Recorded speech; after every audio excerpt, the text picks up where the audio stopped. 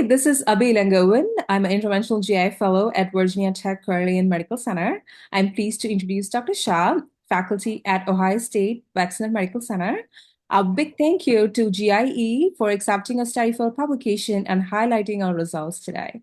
Our study is on rate of repeat endoscopy on individuals with GLP-1, specifically in the non-diabetic group with obesity. We conducted this study using Chinatech's large de-identified database that has aggregated data from across the US. So Dr. Shah, why do you think a study like this is important? Thanks, Dr. Elangovan, and thank you very much to GIE. In this day and age, GLP-1 receptor agonists are a popular treatment option for metabolic disease.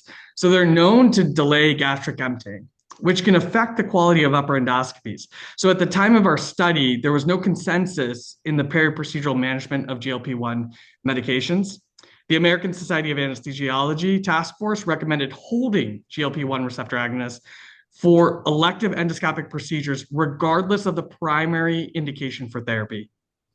But then in contrast, the gastrointestinal societies were advocating for an individualized decision-making process regarding the peri-procedural approach for GLP-1 receptor agonists. So we felt like there was a need to examine how we should handle GLP-1s in patients who are not having diabetes, but do have obesity, and what we should be actually doing with this.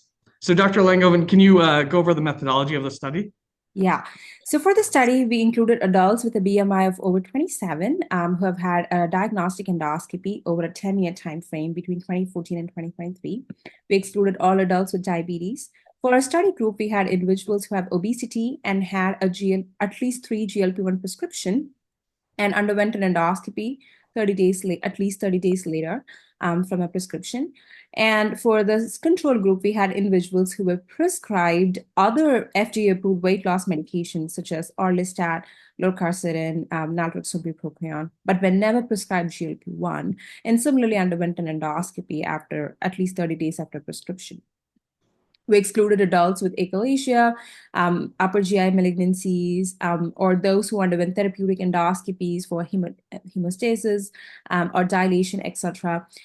We matched variables such as BMI, demographics, as well as medication use like opioids, antidepressants across age groups. Our primary outcome was rate of repeat endoscopy, upper endoscopy within 120 days of index endoscopy. Our secondary outcomes were new diagnosis of gastroparesis, performance of gastric emptying study after index endoscopy, as well as aspiration pneumonia from the index endoscopy. So Dr. Shah, can you go over the results for us? Yeah, definitely. So we identified 16 million individuals who had a body mass index equal to or greater than 27. So of these, around 400,000 had at least one upper endoscopy in a 10-year time frame. And among them, in the GLP-1 receptor agonist group, there was 1,796 adults. And in the control group, there were 3,170 individuals. So characteristics such as body mass index, symptoms of nausea, vomiting, these were all higher in the GLP-1 receptor agonist group. Whereas usage of opioids, antidepressants, these were actually higher in the control group. So these were matched. And what we found was that in 5.4% in the GLP-1 receptor agonist group versus 4.2% in the control group underwent a repeat upper endoscopy less than 120 days from the index procedure. And so no significant difference in repeat upper endoscopy or new diagnosis of gastroparesis was noted between groups. We identified low number of cases, between 0 and 10 cases, of aspiration pneumonia and pneumonitis in both groups. Perfect. So what are the So steps of the study, in your opinion? yeah, so the large sample size with the population inclusive of various institutions across the United States, which means we may be actually able to extrapolate these results to a broad population. Furthermore, the rate of obesity and overweight in the Trinetics database reflects the national rates, which further supports the reliability of our study. Our study was one of the fewer studies that we actually found exclusively focusing on patients without diabetes. So for a real-world comparison, adults with GLP-1 receptor agonists were compared to those with other weight loss medications that are not typically associated with gastroparesis. Do you mind going over the limitations of the study?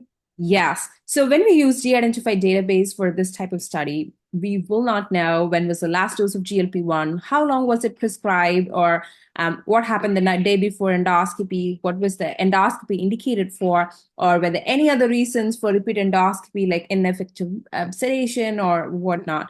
But still, we are happy that we are able to utilize the database that has a national representative sample. So, Dr. Shah, what should come next? Yeah, so we need prospective studies.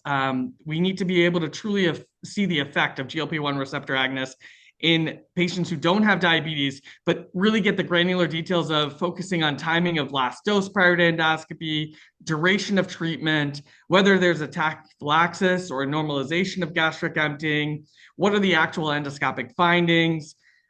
So there's a lot to actually study here, but we're really happy to have been able to contribute to the ongoing discussion of periprocedural GLP-1 receptor agonists and their effect on upper endoscopy. So thank you very much for your time.